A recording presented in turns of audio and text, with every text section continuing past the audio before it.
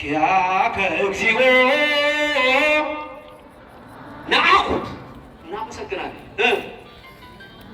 ነሲያነ ጸጋ እንደገና አያችሁ፣ ሁለት የመጣ ነሲያነ ጸጋ ዘመንፈስ ቅዱስ ከመንፈስ ቅዱስ ጸጋ ነግይተን ምን ነበረ ዛሬ ይዘራት የምንሄድበት አንዷ ጥቅሷ ነው። ምን ነበረች እንዴ? ንገሩኛ። ጸጋ ነሳይ ነው።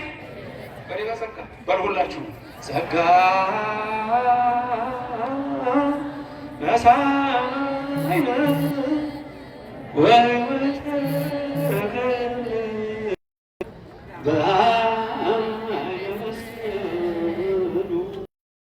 ለኢየሱስ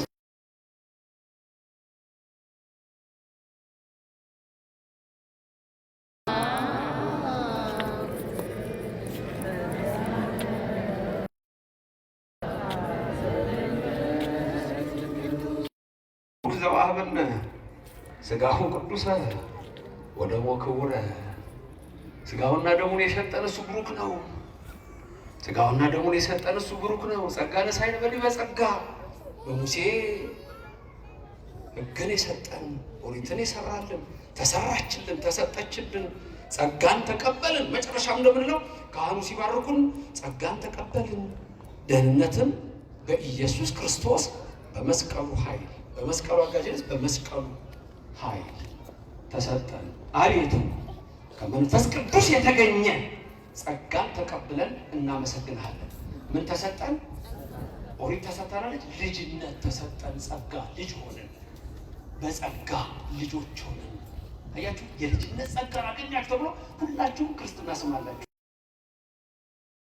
ይሄንን ነው የሰጠን ኢየሱስ ክርስቶስ ስሙ ለዘላለም። አሁን ይሄንን በዚህ መልክ በቅዳሴ ይባላል። በዚህ መልክ በማህሌቱ ይባላል። በዚህ መልክ ደግሞ እናንተም ትሉታላችሁ። ነሣኢነ ጸጋ ነሣኢነ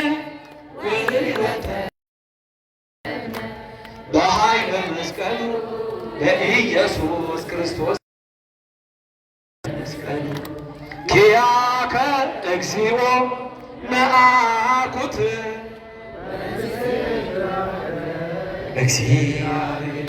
ጸጋን በመንፈስ ቅዱስ ተቀብለን አንተን እግዚአብሔርን እናመሰግንሃለን። አብ ሆይ እናመሰግንሃለን። ወልድ ሆይ እናመሰግንሃለን። መንፈስ ቅዱስ ሆይ እናመሰግንሃለን። ጸጋን ተቀብለን ኪያከ እግዚኦ አንተን ጌታ ሆይ ነአኩት እናመሰግንሃለን። ሁሌ ይህን ነው የምንለው። ጸጋ ነሣኢነ ወሕይወተ ረከብነ በኃይለ መስቀሉ ለኢየሱስ ክርስቶስ በኃይለ መስቀሉ ኪያከ እግዚኦ ነአኩት ወንሴብሐከ ኪያከ እግዚኦ ወንሴብሐከ ምናል የመጀመሪያው ጸጋ ኦሪት፣ ሁለተኛው ጸጋ ወንጌል። የመጀመሪያው ጸጋ 10 ትእዛዛት፣ ሁለተኛው ጸጋ በታቦቱ ሥጋውና ደሙ። የመጀመሪያው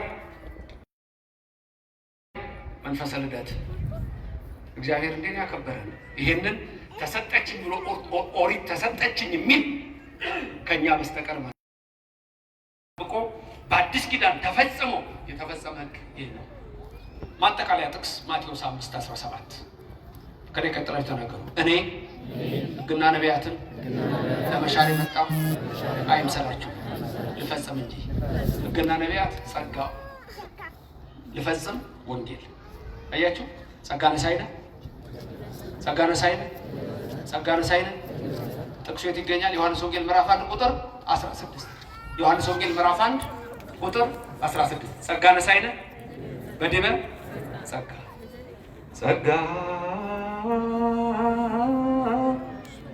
ነሣኢነ ረከብነ በኃይለ መስቀሉ ለኢየሱስ ክርስቶስ ኪያከ እግዚኦ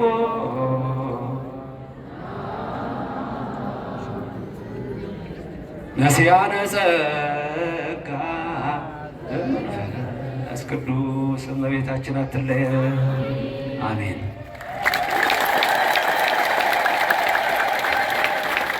ቃልህ ያሰማልን። ከፍ አድርጋችሁ ቃልህ ያሰማልን። በሙሴ ሕግ የሰጠን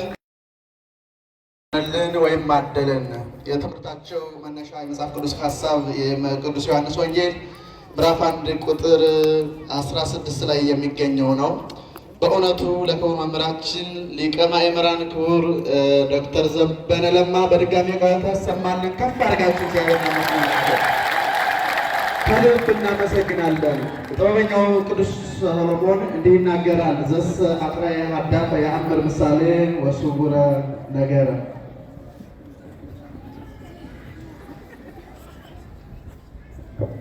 ይቅርታ መምህር ማቋረጥ ለካ ቅድም